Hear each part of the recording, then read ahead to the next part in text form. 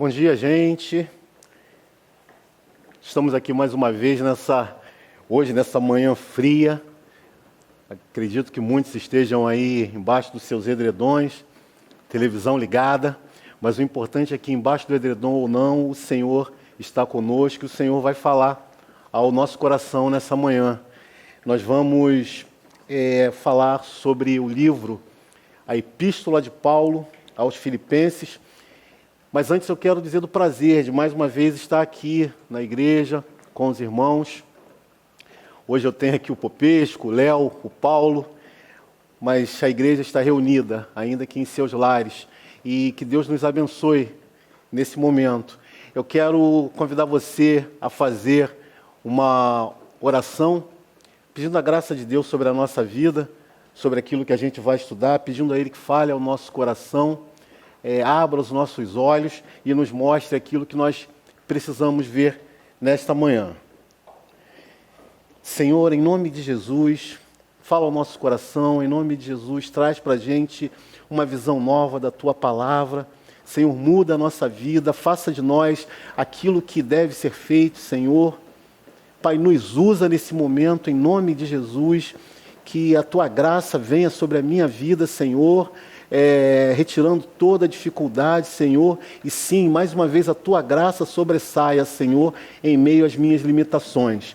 Muito obrigado por essa igreja, muito obrigado por cada vida aqui, em especial pela vida do Léo, por sua dedicação, a vida do Popesco aqui também, do Paulo Chagas e de tantos outros, Senhor, que nos bastidores, em oração e até mesmo em ação, estão se doando para que nesse momento nós estejamos aqui. Por favor, Senhor, eu te peço em nome de Jesus agora que fale ao nosso coração. Amém, Senhor. Amém. Bom, meus irmãos, quando a gente lê a epístola de Paulo aos Filipenses, primeiro eu não vou dizer que é uma epístola rica, porque falar que a palavra de Deus é rica é mais ou menos como dizer que o peixe sabe nadar, ou dizer que a chuva molha, porque a palavra de Deus ela é tremenda. E a epístola de Paulo aos Filipenses não é diferente. E nós vamos, ao longo dos próximos 50 minutos, a gente vai tentar trazer para vocês aquilo que o Senhor falou ao nosso coração acerca dessa epístola, acerca daquilo que Paulo desejou falar aos nossos irmãos em Filipenses. Primeiro, quando a gente lê essa epístola, a gente encontra nas letras desse texto questões assim muito peculiares. A gente encontra e percebe que esse texto ele expressa suavidade, ele expressa carinho e gratidão do apóstolo Paulo a uma igreja. A linguagem dessa epístola também mostra a amizade e focaliza o encorajamento para uma vida cristã vitoriosa. A epístola também chama atenção a uma postura de humildade, revelando disposição em Cristo. Ela incentiva a busca pelo prêmio maior para a qual Deus nos preparou em Cristo. Mostra como a gente pode viver sem ansiedade, sem estresse. Isso a gente encontra em Filipenses 4:6. E é difícil, né, viver sem ansiedade, sem estresse na atual conjuntura. Ela ensina, por exemplo, nos ensina como cristãos para que nós servamos a Deus com alegria, sirvamos aos nossos irmãos também. E vale a pena a gente ressaltar que essa palavra alegria, ela é falada pelo menos, ou escrita pelo menos 16 vezes ao longo da epístola. E por fim ela revela o segredo de uma comunhão como norma para a vida em comunidade. Parece redundância, comunhão para uma vida em comunidade, mas a gente vai ver que mesmo, entre aspas, em comunidade, dá para se viver sem comunhão. E Paulo, ele aborda esse aspecto. Bom, eu quero inicialmente falar, inicialmente não, ao longo do nosso estudo, nós iremos falar sobre os contextos histórico, político e social, iremos falar sobre o contexto literário e a mensagem teológica encontrada nessa epístola. Sobre o contexto histórico, a gente começa observando a autoria dessa epístola. Se nós formos lá, em Filipenses 1 e 2, olha o que nós encontramos. Paulo e Timóteo, servos de Jesus Cristo, a todos os santos em Cristo Jesus que estão em Filipos, justamente com os bispos e diáconos, a vocês graça e paz da parte de Deus nosso Pai e do Senhor Jesus Cristo. Eu quero destacar algumas questões. Primeiro, quando Paulo se apresenta ali como autor da carta, e ele apresenta também Timóteo. Por que Timóteo está ali? Por que Paulo faz questão de frisar o nome de Timóteo? Se a gente caminhar para frente, nós vamos entender o seguinte, que Paulo ele já começava a apresentar Timóteo como seu sucessor, digamos assim, à igreja em Filipenses. Uma outra coisa, Paulo se apresenta como servo. Ele se apresenta como servo e ele fala a todos os santos. Primeiro precisamos entender a palavra santos como sendo separados, pessoas separadas às quais nós somos, e não como santo no sentido da visão, por exemplo, da Igreja Católica, não é? Que entende santo como aquela pessoa que não peca, que não erra, aquele que será canonizado, enfim, mas aquele sim, que é separado para uma obra, para a boa obra. Paulo fala a essas pessoas, aos santos em Filipos, Paulo fala aos santos da igreja oceânica. E uma outra coisa, Paulo fala também aos bispos e diáconos, ou seja, ninguém ficou fora. Ninguém ficou de fora. Os bispos e diáconos, eles, na verdade, faziam parte de um colegiado que era responsável, no caso dos bispos, pela supervisão espiritual da igreja e aos diáconos pela ação social também da igreja em Filipos. Agora, quando a gente observa a questão do servo, Paulo ele se entende e se vê como servo sob dois aspectos. Bom, se olharmos pelo aspecto greco-romano, nós entenderemos servo, como escrito em Romanos 1:1, como aquele que é escravo, sem direito a nada. Pessoa que não possui domínio sobre a sua própria vida, indivíduo desprezado e pertencente ao outro. Paulo, na verdade, se via como escravo de Cristo, como pertencente a Cristo, e a sua vida, a sua vontade era fazer a vontade de Cristo. Por outro lado, o servo em hebraico quer dizer homem digno, pessoa honrada, homem de Deus ou representante de Deus, que Paulo também o era. Então, ele era autenticamente um servo.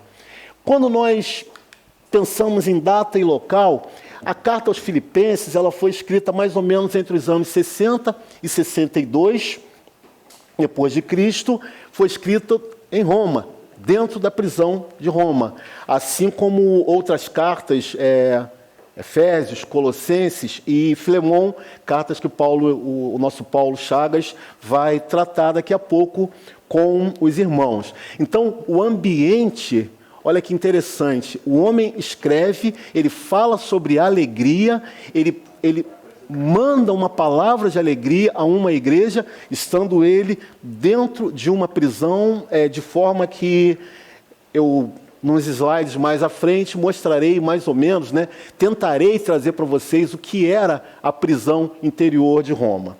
Bom, a cidade de Filipos, em termos de contexto histórico, a cidade de Filipos ela era uma colônia romana e ela foi uma cidade considerada por Paulo como estratégica. Ela inicialmente era reconhecida como Crenides. Por quê? Crenides significa pequenas fontes. E ela tinha esse nome porque a cidade tinha um grande número de fontes de água em seus arredores.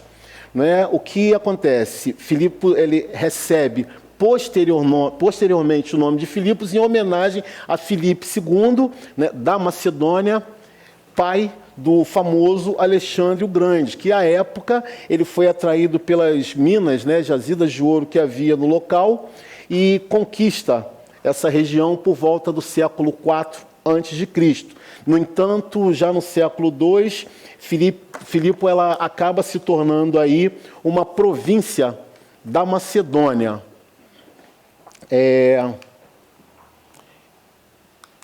Mais adiante, como benefício de ser uma colônia de Roma, vale a pena a gente ressaltar que Filipos possuía autonomia do governo provincial e tinha os mesmos direitos da cidade italiana. Ou seja, ela podia usar as leis romanas, a isenção de alguns impostos, e todo cidadão nascido em Filipos obtinha a cidadania romana, a tão cobiçada cidadania romana. Era o green card aí daquela época, né? Bom, a igreja em Filipos foi a primeira igreja fundada na Europa. Nesse momento, o povo cristão atravessava aí um período de perseguição, prisão, e isso fazia com que os crentes de Filipos fossem ansiosos, preocupados, tensos, sem alegria. E se a gente for observar os capítulos da carta de Filipenses, é justamente esses pontos que Paulo ele toca. Ele fala sobre a ansiedade, ele fala sobre as preocupações, sobre as tensões, sobre a falta de alegria, inclusive na salvação. Daí, mais uma vez, a preocupação do apóstolo em escrever 16 vezes, cerca de 16 vezes, a palavra alegria. Eles estavam sendo perseguidos. O próprio fundador da igreja se encontrava preso. Então, não era à toa, né, que os irmãos se encontrassem dessa maneira. O contexto social fazia com que, olha só que interessante, o povo de Filipos eles se sentissem numa dívida com o imperador romano. Por que isso? Olha só, essa cidade ela era uma colônia militar. Ela havia sido reconstruída pelo primeiro imperador romano, chamado de Augusto, conhecido também por Otávio. E esse imperador, ele concedeu essa cidade, ele doou essa cidade para que as pessoas que foram derrotadas, os soldados derrotados na Batalha de Filipe, pudessem morar e ali reconstruísse a sua vida, fizessem sua família. Era uma vila militar. Então, por esse benefício desse imperador, vamos chamar assim, as pessoas se sentiam se sentiam obrigadas, inclusive, a terem lealdade ao imperador e a prestarem culto ao mesmo. Esse mesmo imperador era tido pelo povo como Senhor e Salvador. Isso trazia um certo conflito com os cristãos, porque havia uma fratura entre cristãos e o povo de Filipe. Os cristãos entendendo o Senhor Jesus como Senhor e Salvador, e o povo, por essa dívida de gratidão, entendia que o imperador era, sim, o Senhor de Filipos. Paulo, ele escreve a carta aos Filipenses. Daí ele escreve a carta aos Filipenses, e a primeira coisa que ele faz, ele tenta, vamos dizer, desconfigurar esse orgulho que eles tinham em serem cidadãos romanos, e Paulo atribui a eles o título de cidadãos do céu. Era muito mais importante. Essa talvez fosse a visão do apóstolo. Vocês precisam entender que o título de cidadão do céu é muito mais importante do que qualquer título que vocês possam receber, ainda que seja o título de cidadão romano. Não é? Esse título de cidadão romano fazia com que os crentes de Filipos fossem pessoas orgulhosas, até mesmo parecendo com os próprios não cristãos. Bom, uma outra coisa interessante é que a igreja em Filipos ela foi formada predominantemente por mulheres. Porque Filipos era uma cidade predominantemente, tinha mais mulheres do que homens, não diferentes das nossas cidades de hoje. E o que acontecia ali é que a população era muito pequena, a população de judeu era muito pequena. Inclusive, não havia homens suficientes na cidade de Filipos sequer para que fosse montada uma sinagoga, porque pela lei, para que uma sinagoga fosse montada, inaugurada, precisava de ter ao menos 10 homens que fossem dignos de uma conduta ilibada, e por aí vai. E, na verdade, na cidade de Filipos, isso não acontecia. Então, algumas mulheres devotas, elas se encontravam, se reuniam fora da cidade, num lugar de oração, à beira do rio Gangite. E é numa reunião dessa, que Paulo aparece, que Paulo é convidado, e ali ele fala da palavra do Senhor Jesus. A palavra de Deus atinge o coração de uma mulher chamada Lídia, e essa mulher é convertida ao Evangelho do Senhor Jesus, e acredita-se que a primeira igreja tenha sido fundada justamente na casa de Lídia, de quem nós vamos falar mais à frente um pouquinho sobre ela. Né? A igreja, como eu falei, ela foi organizada na segunda viagem missionária de Paulo, e nós temos algumas pessoas que merecem alguns destaques. Na verdade, são destacadas pelo apóstolo na epístola de Filipenses. A primeira é justamente Lídia, de quem eu acabei de falar.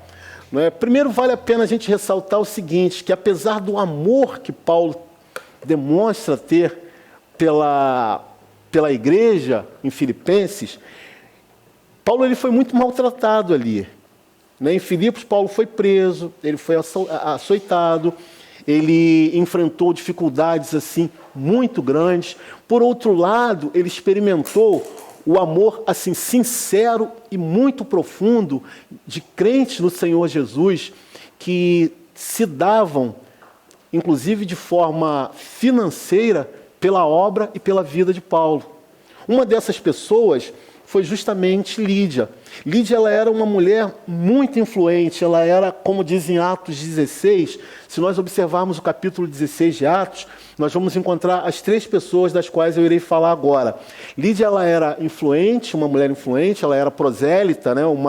uma gentia que foi convertida ao judaísmo, era uma mulher piedosa, observadora e estudante da lei, ela era empresária porque ela vendia púrpura, e púrpura era uma substância caríssima que era extraída das profundezas do mar e era usada para ornamentar as roupas dos senadores, dos imperadores, não é, da época.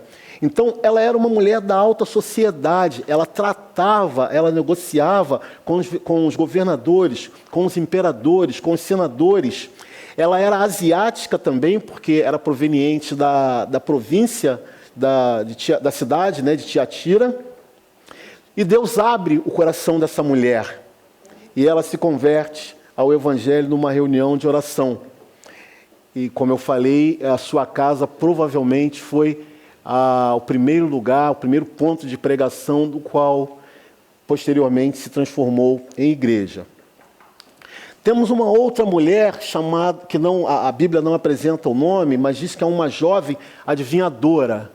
Ao contrário de Lídia, que nos parecia ser uma mulher da alta sociedade, essa jovem adivinhadora não era. Ela era uma mulher do povo. Na verdade, ela era até uma escrava. Ela era grega e era uma escrava.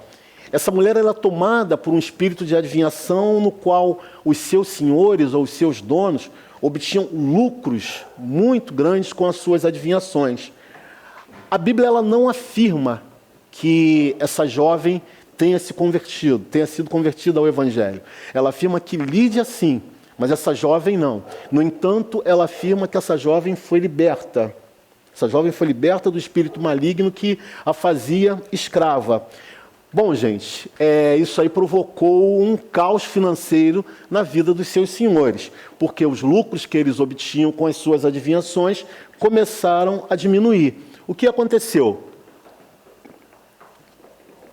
Esses senhores, eles incitam o povo contra Paulo e Silas, e Paulo e Silas, depois de apanharem bastante, eles são jogados num cárcere, onde nós, posteriormente, vamos ver que foi o cárcere interior. E a terceira pessoa, citada no texto também de Atos, da cidade de Filipos, é o carcereiro. Esse carcereiro, ele era um funcionário público, um oficial da guarda romana. Esse sim, teve uma conversão assim numa situação muito dramática.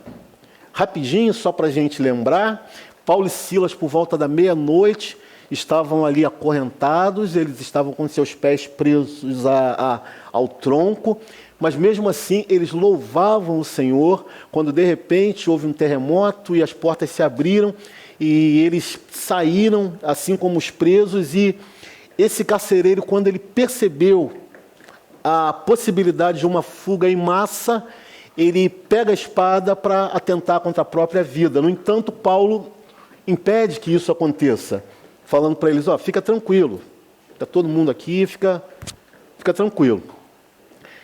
E ele pergunta a Paulo o que ele deveria fazer para que fosse salvo. E Paulo diz a ele o que fazer para ser salvo. A Bíblia diz que ele e a sua casa, seus filhos, escravos, todos foram batizados. A gente pode ver isso em Atos 16, de 19 a 31. Agora, cabe aqui ressaltar o seguinte: por que esse carcereiro, ao invés de fugir, ele tentou se matar? Havia ali um costume, primeiro que o carcereiro ele fazia parte da elite, aquele que tomava conta, principalmente Paulo, fazia parte da elite da guarda do imperador. Então, de forma alguma, esse cara poderia deixar alguém fugir. Uma fuga ali mostrava, entre aspas, a vulnerabilidade da guarda do imperador. E o que ocorre? Ele sabia que se houvesse essa fuga, ele seria torturado, envergonhado em praça pública, obviamente que seria morto, e a sua família, os seus familiares, todos eles carregariam aí esse selo para o resto da sua vida. Então, tentando diminuir essa situação, ele pensou em se matar. Aí eu trago aqui, se vocês observarem ao lado direito ali na verdade, esquerdo, da tela de vocês, direito meu, vocês vão ver o que é a prisão interior. Essa foto eu tirei da internet e acredita-se que tenha sido aqui, esse era o modelo da prisão onde Paulo estava. E aqui, na verdade, já um pouco mais rebuscada, alguém deve ter dado uma lixada, enfim, fez um contorno direitinho. Isso aqui era onde os pés dos presos ficavam. Eles ficavam sentados ao chão, na maioria das vezes, e os seus pés eram presos aqui e as suas mãos acorrentadas. Ou seja, gente, possibilidade de fuga, zero. Até porque essa prisão não é no modelo que nós temos hoje de presídio. Essa prisão, isso aqui era subterrânea, era escavado em pedra, talvez aí, 8, 10 metros de profundidade. Esse era o pior modelo de prisão, porque nós tínhamos um modelo chamado de prisão livre. Nesse modelo, o preso acusado, ele era preso, mas ele gozava de liberdade para receber visitas, ele conversava, lia, até uma situação em que Paulo estava preso, mas ele aluga uma casa, era uma prisão domiciliar, digamos assim. Existia também a prisão, entre aspas, ali quase livre, onde os acusados eram jogados no cárcere, aí a coisa já começava a piorar, Mas eles conversavam entre si, só que diferente do primeiro estágio, eles não gozavam das regalias, de algumas regalias, do ir e vir, enfim, sem contar que eles eram castigados e a vigilância era maior. E existia também a prisão interior, que é essa prisão aí. Gente, ali não havia luz, nem natural, nem artificial, não havia janela. A única iluminação era quando um guarda se aproximava com uma tocha para iluminar. Não havia, obviamente, se não tinha janela, entrada de ar fresco. Os presos passavam 24 horas por dia com os seus pés presos nessas cavidades ali. E foi dessa forma que Paulo e Silas estavam. Agora, algumas observações. A primeira é que essa insalubridade, imaginemos, o odor que exalava essa prisão, isso aí fazia com que os presos contraíssem doenças como lepra, ou outras diversas formas ali, se contaminassem com diversas formas aí de vírus, bactérias, enfim. E a maioria, quando saía de lá, se saísse, saía para morrer. E uma outra observação que a gente faz é que o Estado, fosse na prisão livre, quase livre ou interior, o Estado ele não tinha a obrigação de dar comida nem cuidar do preso, ele apenas jogava o preso lá. Se ele tivesse um parente, um amigo que se compadecesse, ok, levava comida e bebida para ele. Caso contrário, morria lá de fome. Daí, a igreja em Filipos, numa das prisões de Paulo, mandar Epafrodito, não é? Para que levasse comida, bebida e muito mais, até como o próprio Paulo falou, muito mais do que Paulo necessitava. Outras pessoas que são citadas na epístola é Timóteo, que foi um missionário, ele tinha ascendência judia e gentia, né? E, como eu falei, ele estava sendo preparado por Paulo para dar continuidade ao ministério. A gente vê aí alguns textos que falam acerca disso. Epafrodito, que foi obreiro fiel, foi enviado a Paulo com os recursos, né, para que Paulo conseguisse sobreviver na cadeia. Evódia, que era uma outra obreira fiel, e aí eu peço a vocês que guardem esses dois nomes, Evódia e Sintique. Não é para botar em criança, nada disso. Sintique até que é bonitinho. Mas é porque há uma situação bem interessante acerca dessas duas mulheres. A Evódia era uma obreira fiel que foi repreendida por Paulo na epístola. Assim como Sintique também era uma outra obreira fiel, também repreendida por Paulo. Ambas faziam parte da liderança da igreja. Não sabemos o que elas eram, mas elas faziam parte. Elas eram mulheres de oração, faziam parte do MOVE. Do MOVE não, mas elas faziam parte carregavam em oração, vamos dizer assim, aquela igreja. No entanto, porque eu falei para vocês no início sobre uma comunidade sem comunhão, essas mulheres elas não se falavam. Essas mulheres elas tinham uma rixa entre elas. E Paulo fala diretamente, tem um momento da epístola que ele fala diretamente a essas mulheres. E isso parece, né? Eu até fiquei pensando, ainda bem que essas questões só aconteceram lá em Filipenses. Hoje, nas nossas igrejas, isso não acontece, né? De irmão ficar sem falar com o irmão. Graças a Deus, isso não acontece mais. Foi só em Filipenses. Mas era um problema que incomodava, porque tratava-se de comunhão entre irmãos. E aí vai uma deixa, né? A gente precisa analisar como está a nossa comunhão com Deus e, obviamente, a nossa comunhão com os nossos irmãos.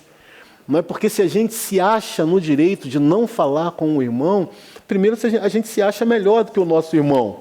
E segundo, nós estamos negando aquele nosso irmão que não merece, né, que nós falemos com ele, a possibilidade dele aproveitar aquilo de bom que nós temos para dar a ele.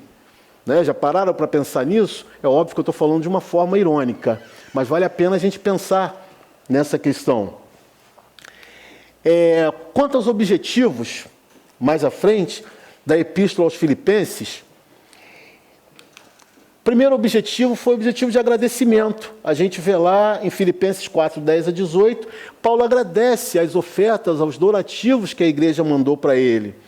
O segundo foi o objetivo de esclarecer. Esclarecer o quê? A decisão de mandar Epafrodito de volta.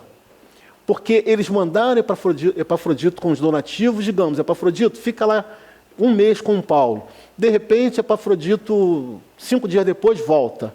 Mas por que esse cara voltou? Então, Paulo ele vai e diz o porquê dele mandar Epafrodito de volta. Não é? A gente pode ver ali os textos. Na verdade, o Epafrodito já chega um tanto adoecido e talvez temendo por sua própria saúde ali dentro do cárcere e pela saúde de Epafrodito, Paulo agradece e manda o irmão de volta. Um outro objetivo seria o objetivo de informar acerca da situação em que ele estava vivendo em Roma. O quarto objetivo seria exortar a igreja quanto à unidade. Mais uma vez, fica muito clara a exortação explícita a Sintique e a Evódia.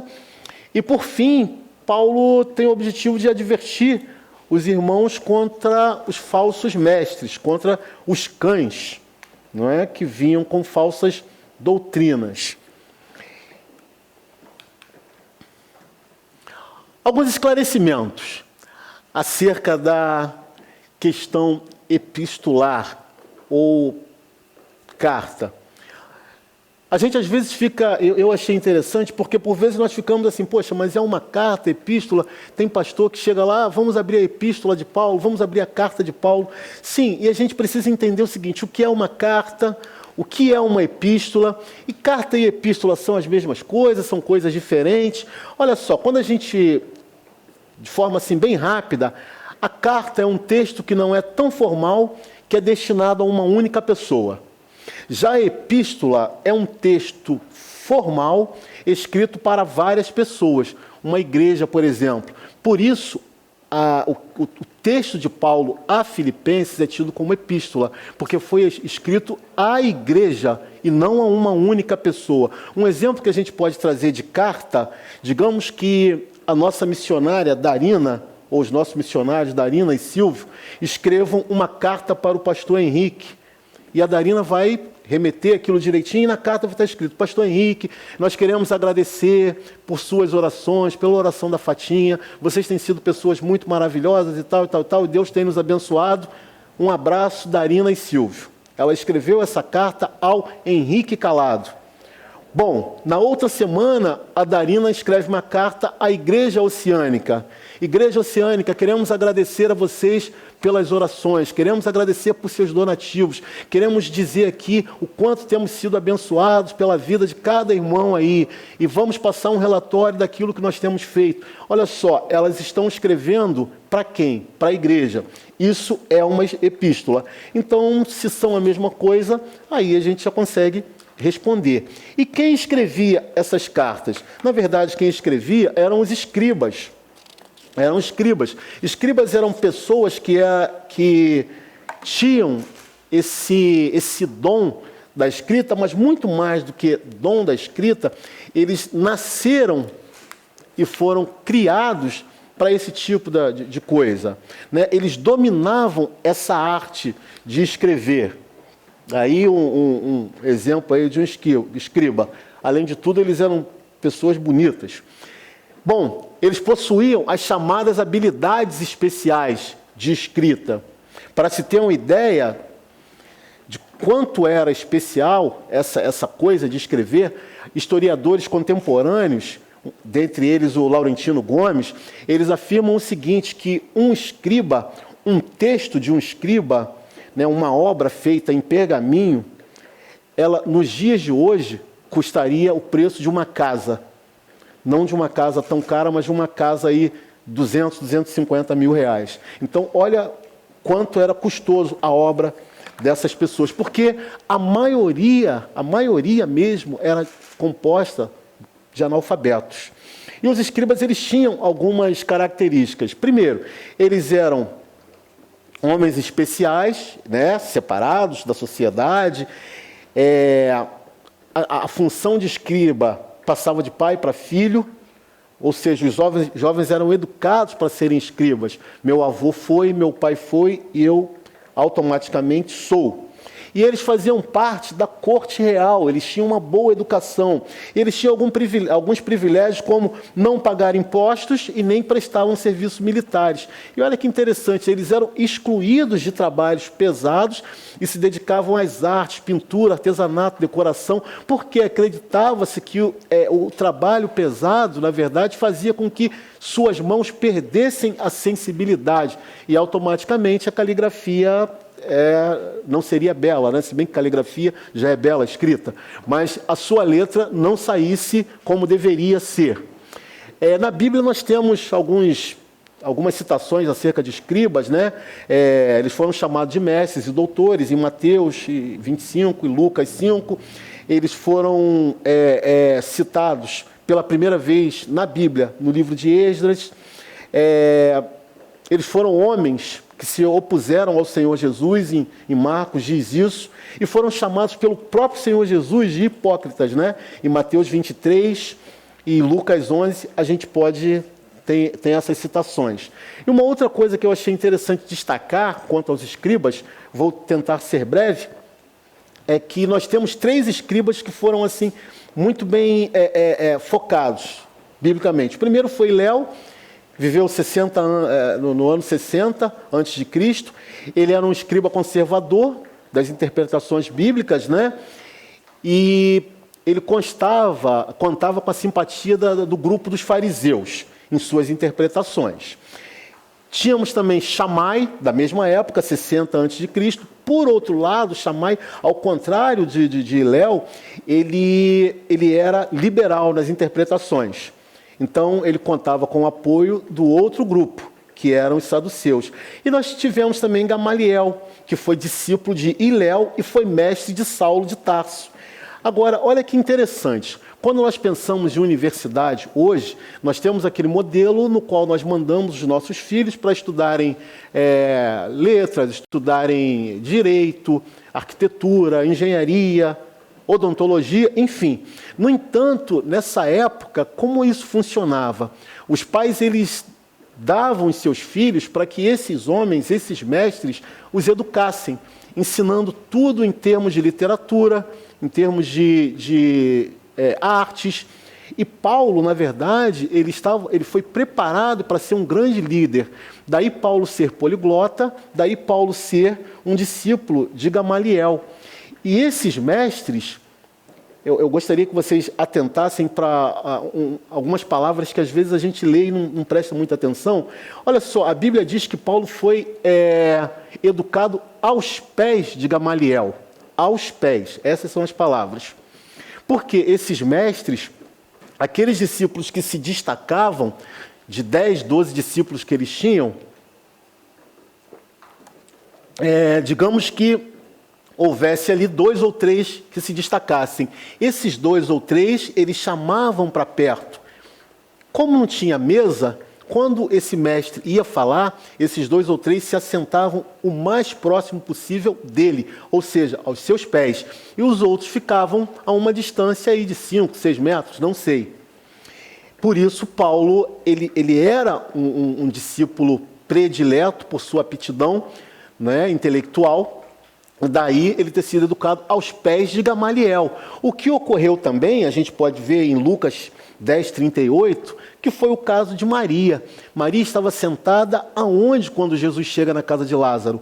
Aos pés do Senhor, que era o mestre dos mestres. Vocês entendem? Então, olha a importância, né, dessa questão. Agora, quando a gente olha as características da carta da época, obviamente que nenhum escriba estudou no curso Cavalcante, não foi aluno do Clavim, não foi aluno do João, e por isso a gente vê a carta um negócio dessa natureza aí, não tinha pontuação, não tinha acentuação, sem distinção entre letras maiúsculas e minúsculas, era dessa forma que era escrita. Eu gostaria de tentar ler um troço desse aí. Bom, vamos tentar entender, ainda dentro do contexto literário, a questão da amizade. A amizade, porque entender essa coisa da amizade nos faz entender, inclusive, a forma com que Paulo fala, o gênero, o estilo que Paulo utiliza para escrever aos filipenses. A amizade era uma questão muito mais significativa, né, nesse mundo, né, grego-romano, do que nas culturas ocidentais, inclusive aquilo que a gente entende hoje por amizade. Eu conheço uma pessoa há 15 dias e digo que ele é meu amigo. Eu digo que ele é meu amigo. Mas a amizade, ela era baseada em afeição e confiança mútua. Ela era cultivada de maneira consciente e quase que contratual. Na verdade, existia um contrato tácito entre as partes.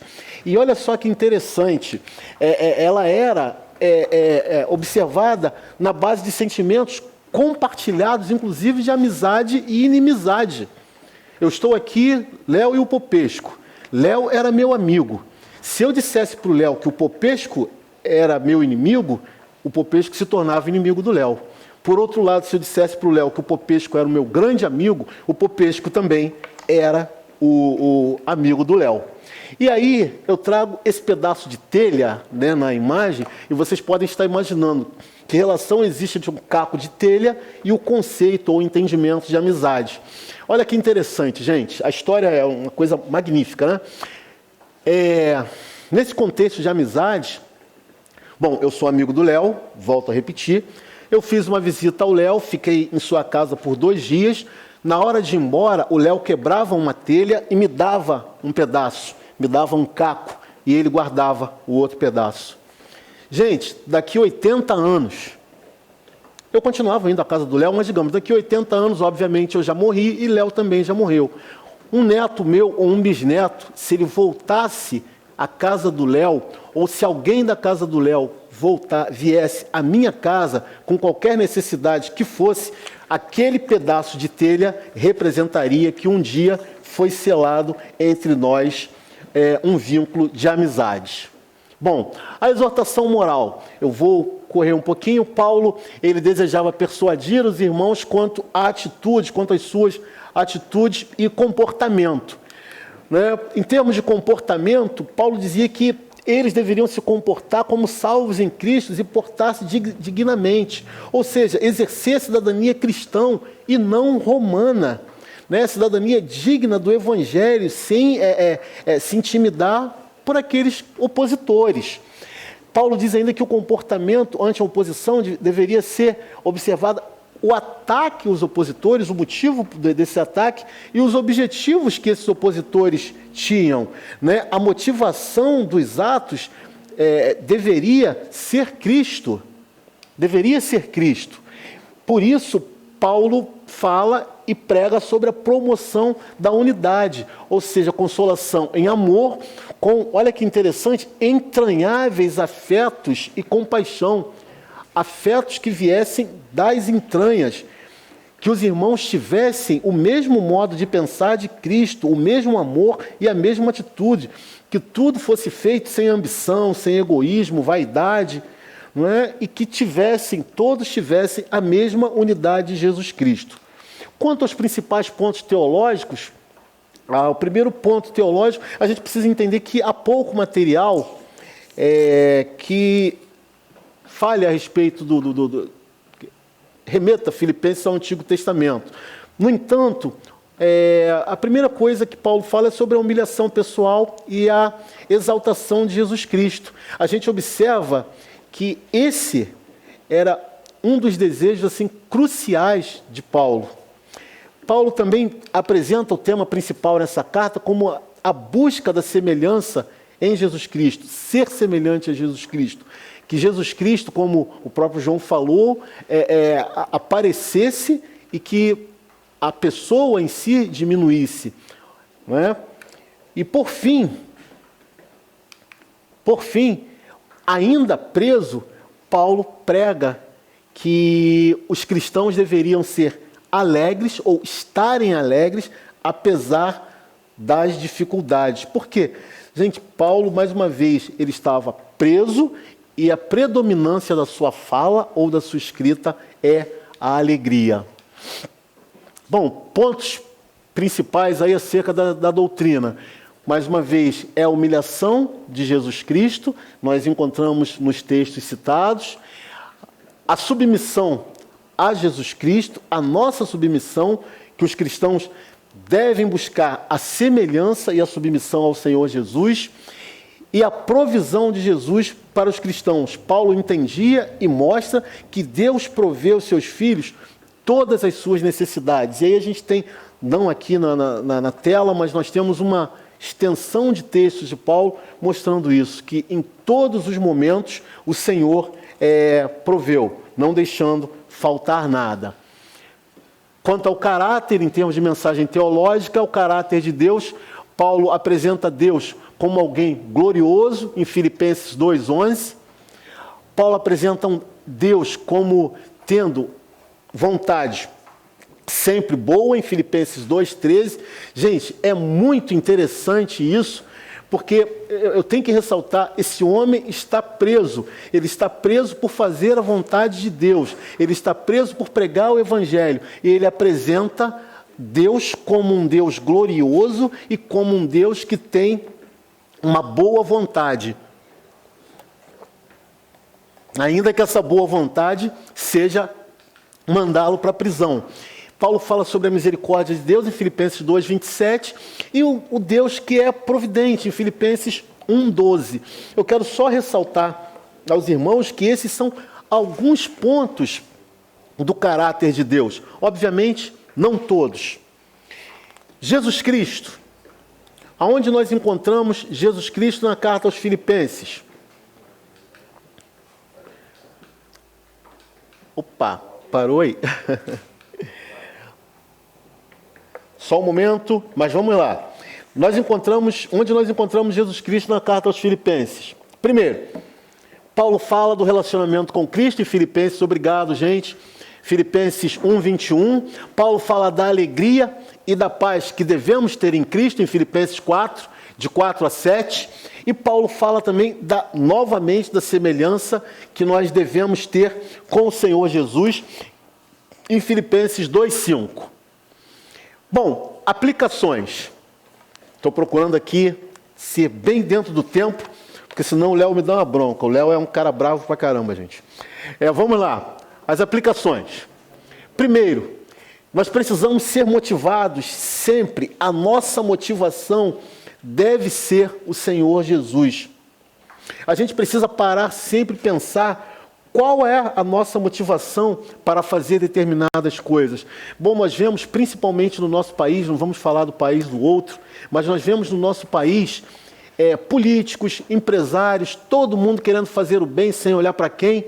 Não é assim que é a frase? No entanto, qual a motivação dessas pessoas? E assim a gente deve olhar para dentro do nosso coração. Eu preciso entender o seguinte: o que me motiva a estar aqui? Se não for o Senhor Jesus, se é para agradar os pastores da igreja, se é para cumprir uma solicitação do Fabrício, que de forma de forma sensacional, é usado por Deus para coordenar o final de semana de treinamento. Se a minha motivação é essa, a minha motivação é errada. O que tem motivado? Eu posso estar fazendo a melhor coisa, a coisa mais digna, mas se a minha motivação não for o Senhor Jesus, não tem valor. Uma outra coisa que nós podemos ter como aplicação é que nós devemos buscar e desenvolver relacionamentos saudáveis. A gente precisa buscar relacionamentos que sejam puros. Que sejam puros. Relacionamentos que busquem, primeiro, o interesse e sejam motivados por Jesus. Segundo, o interesse do outro. E terceiro, aí sim, o meu interesse. Terceiro, o meu interesse.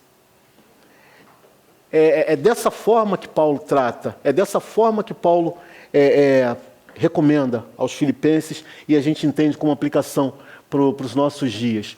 E por fim, a gente deve permanecer alegre, apesar das circunstâncias, cultivando relacionamentos saudáveis, porque, meus irmãos, em igrejas perfeitas, muitas aspas, também há crentes bicudos.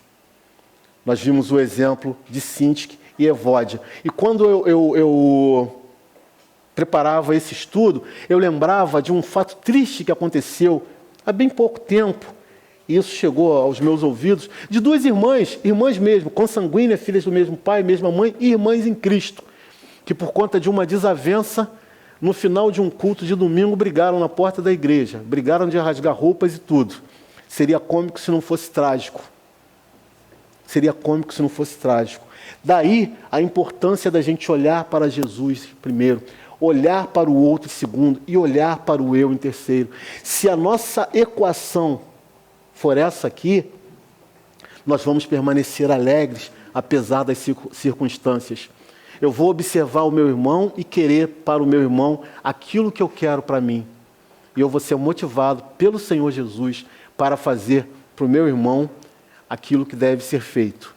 Então, meus irmãos, que Deus nos abençoe para que nós permaneçamos alegres e entendamos a sua palavra, entendamos a vontade do Senhor Jesus e assim vivamos para a honra e glória do Senhor Jesus. Muito obrigado, eu agradeço a você, que Deus abençoe esse dia frio, esse final de semana frio, mas abençoado. Amém.